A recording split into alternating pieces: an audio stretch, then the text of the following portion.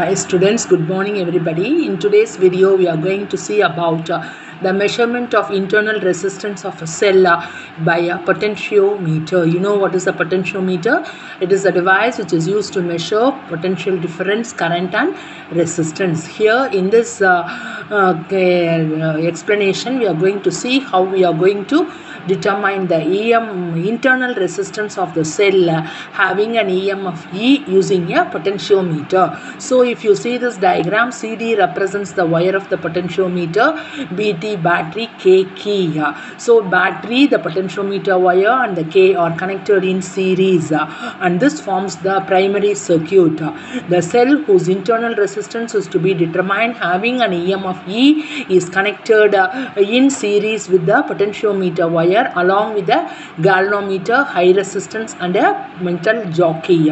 The jockey is made to move on the potentiometer wire and an external resistance R along with the key K2 is connected in this section like this. So this is the diagram used for measuring the internal resistance of the given cell. First of all, in this case we have to close the key K1 in the primary circuit and open the key K2 in the secondary circuit. After that we have to adjust the position of the metal jockey on the metal potentiometer wire and you have to see at what point you are getting zero deflection.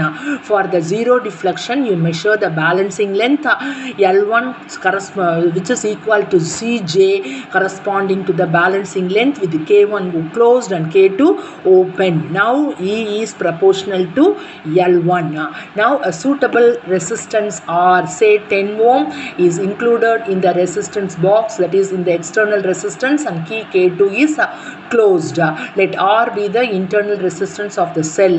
The current passing through the cell and the resistance R is I is equal to E by R plus R because the external resistance and the internal resistance of the cell are in series. The potential difference across R is V is equal to E by E into R, E into I or ER by R plus R. When this potential difference is balanced on the potentiometer wire, let L2 be the balancing length. ER by R plus R is proportional to L2. Now divide equation 262 and 263. We will get R plus R by R is equal to L1 by L2. On simplifying this equation, you will get 1 plus R by R is equal to L1 by L2, or R is equal to R in capital R into L1 by L2 minus L2. When you rewrite this, you will get R small r, the internal resistance of the cell, is equal to capital R into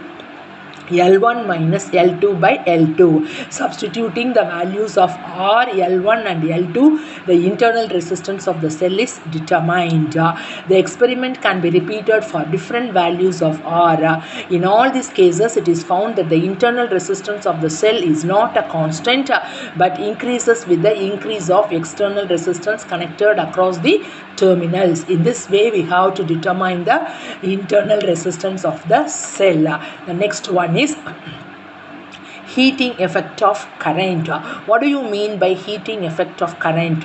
When current flows through a conductor having resistance or some amount of heat energy is developed or heat is produced. This effect is called heating effect of current. It is given as when current flows through a resistor, some of the electrical energy delivered to the resistor is converted into heat energy and it is dissipated. This heating effect is called Joule heating effect. Just as current produces thermal energy may also be suitably used to produce an electromotive force or a potential difference, and this is known as thermoelectric effect. Now we will see the Joule's law of heating. If a current I flows through a conductor having a resistance R and kept across the potential difference V for a time T, the work done or the electrical potential energy spent is W is equal to VIT. In the absence of any other external effect, this energy is spent in heating the conductor. The amount of heat produced in this conductor is found to be H is equal to VIT. If instead of V, if you substitute IR according to Ohm's law, and for the resistance of the conductor is R, then the above formula will turn out to be H is equal to I square RT. This relation was experimentally verified by Joule, and this is called Joule law of heating. According to Joule's law of heating, it states that the heat developed in an electrical circuit due to the flow of current varies directly as the square of the current as the resistance of the circuit and time of flow of heat, that is H is equal to I square RT. This is called Joule's law of heating. Next, applications of Joule heating effect.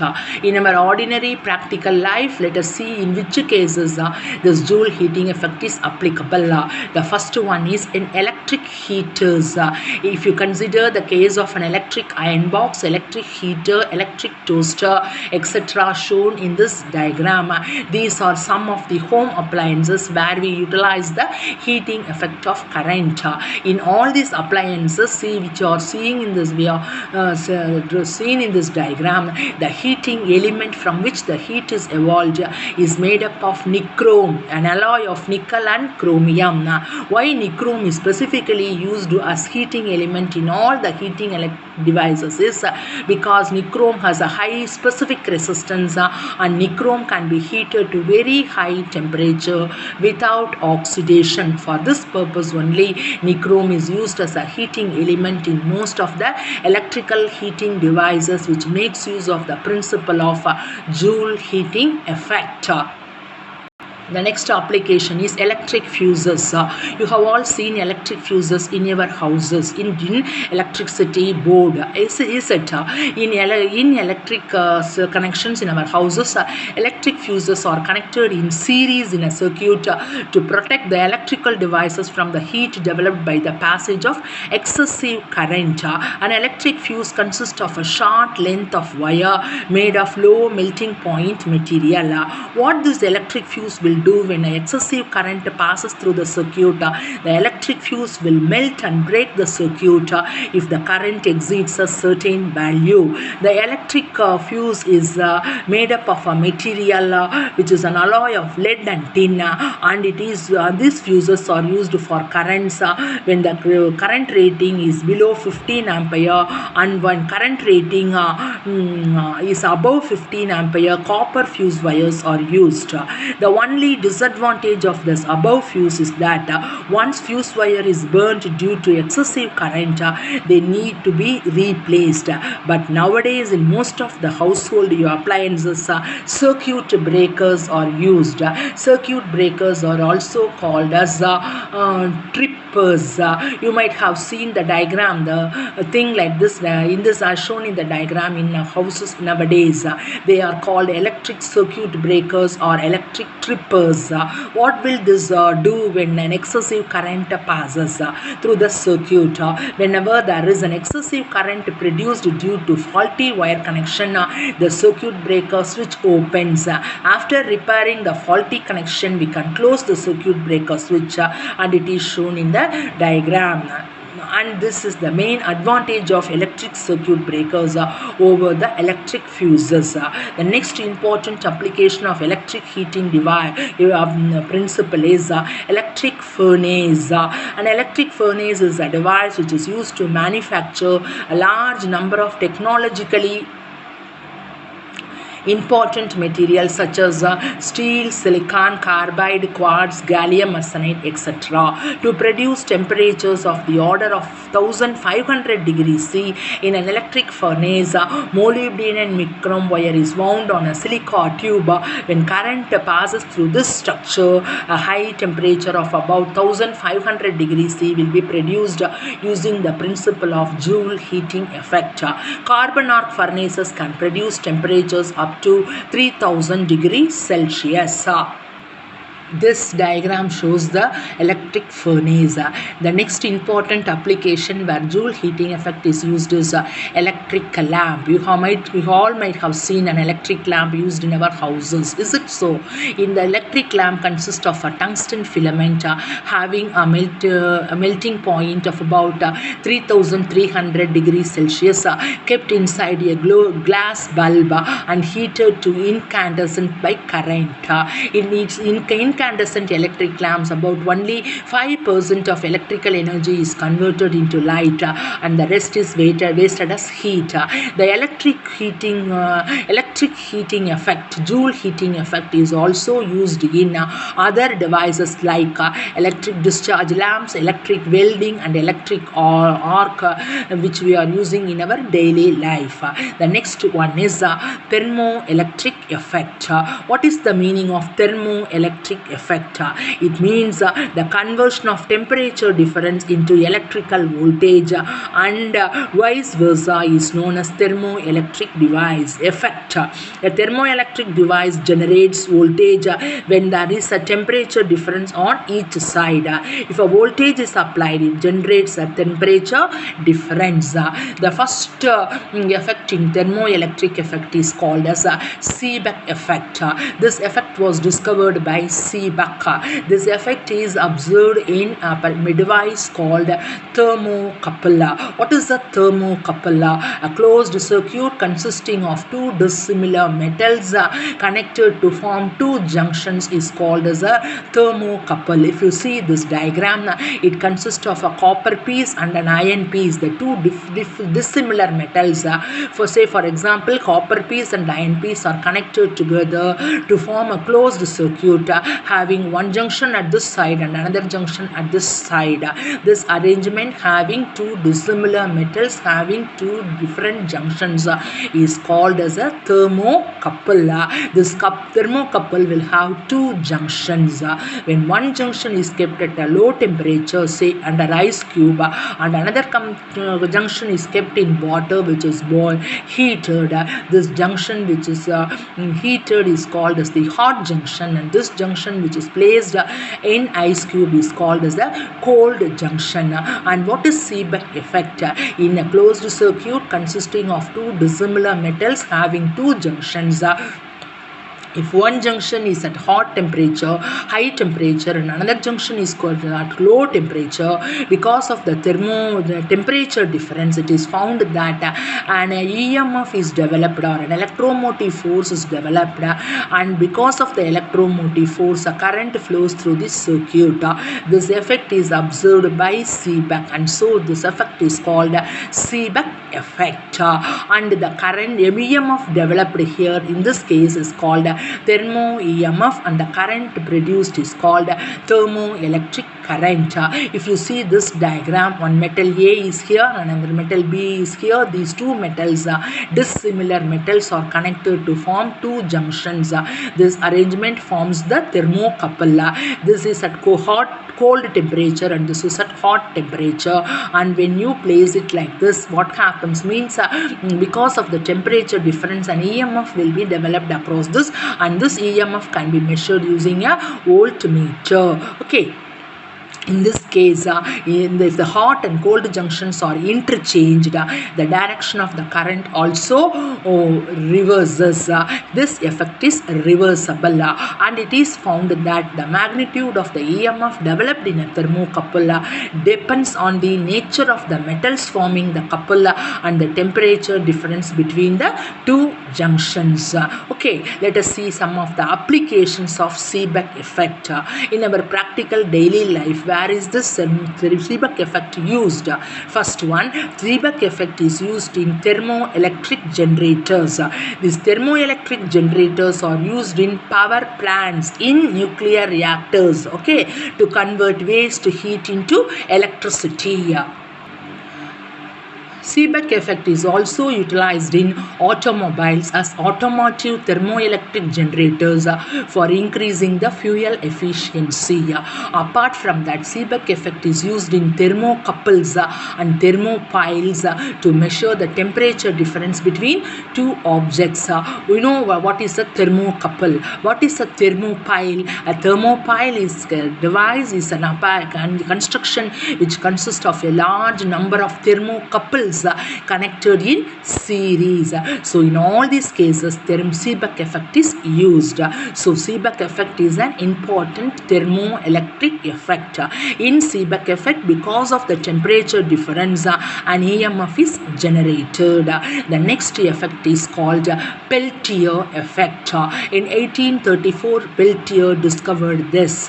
What he discovered is when an electric current is passed through a circuit of a thermocouple, heat is evolved at one junction and absorbed at the other junction. This is known as Peltier effect. So what is the difference between a Seebeck effect and Peltier effect? In Seebeck effect, in a thermocouple, if the one junction is maintained at cold temperature and another junction is maintained at hot temperature, a thermo EMF is generated, and because of that a thermoelectric current is developed. That is because of the temperature difference current is produced. But the reverse is happening in Peltier effect. That is, in a thermocouple, if a current passes through the thermocouple in one direction, in a thermocouple it is observed that from one junction heat is absorbed and in the other junction heat is evolved. So that this is the reverse effect of Seebeck effect, which was discovered by Peltier, which is called as Peltier effect. If you see in this diagram, we are having a copper iron thermocouple. This junction A is one junction, this is B junction. Suppose in this diagram you can able to see current flows from copper to iron along this direction with the help of a battery. So when current flows through this thermocouple having copper and iron, at the junction A heat is absorbed, so this becomes the cold junction. At the junction B heat is evolved, so it becomes the hot junction. If the current is reversed, if the direction of current is reversed, that is, if you can able to see the difference between these two diagrams. In the second diagram, current flows along this direction, okay, that is in the clockwise direction. It is found that in the direction of current is reversed, junction B becomes a cold junction and junction A becomes a hot junction. So Peltier effect is the reverse of Seebeck effect, and in Peltier effect, if the direction of current is reversed, the hot junction will become the cold junction and the cold junction will become a hot junction. It is to be noted that Peltier effect is a reversible effect. The next effect is Thomson effect. A scientist by name Thomson showed that if 2 points in a conductor are at different temperatures, because of the density of electrons at these points are different, a potential difference will be created between these 2 points. Thomson effect is also reversible. You consider a copper bar. Okay, this is a copper bar. If current is passed through the copper bar AB, such that the copper bar is heated at the point C, at the midpoint, the point C is at a high temperature. So what happens means when current passes through the copper rod from A to B and it is heated at the center, it is observed that from at the end where the current enters the copper bar, heat is absorbed and the other end heat is evolved. So here heat is absorbed and here heat is evolved. Even though you heat the copper bar at the center, the heat is absorbed at this end and the heat is evolved at this end. So heat transfer is taking place along the direction. In this case, the direction of heat transfer and the direction of flow of current is the same. Such effect is called as a positive Thomson effect. Such effect is observed in metals like silver, zinc, and cadmium. But if you take the case of an iron bar, when current flows through the iron bar along A to B, and if iron bar is heated at the center, it is found that heat conduction will take place from this end to this end. That is, at this end, at this opposite end, heat is absorbed, and this end heat is evolved. Here heat transfer is taking place along this direction. Here it is absorbed and here it is evolved, but the direction of current is along the opposite direction, and such effect where the direction of heat transfer is opposite to the direction of the current flow, such an effect is observed in metals like iron, platinum, nickel, cobalt and mercury, and such effect is called as a negative Thomson effect. If you take into account of lead, no such Thomson effect will occur, and lead is a metal which is said to possess a nil Thomson effect. So in this video we learn about the various heating effects of current. They are nothing but the Joule's law of heating, the Seebeck effect, Peltier effect and Thomson effect. You must note that point: in Joule's law of heating only one conductor is used. In Peltier effect and Seebeck effect a thermocouple is used.